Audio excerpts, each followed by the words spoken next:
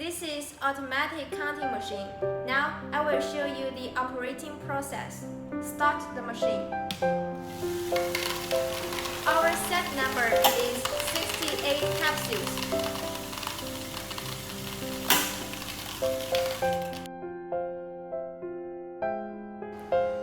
Turn it up. The machine can count the materials that are transparent.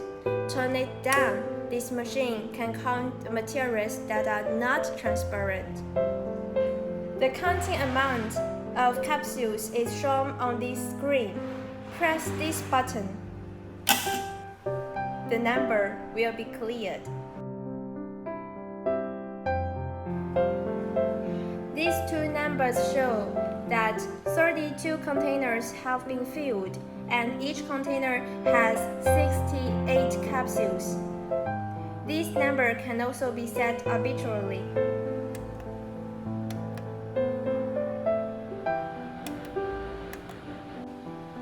The product output can also be cleared.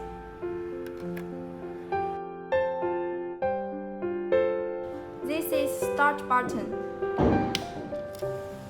This button is to adjust the vibration frequency.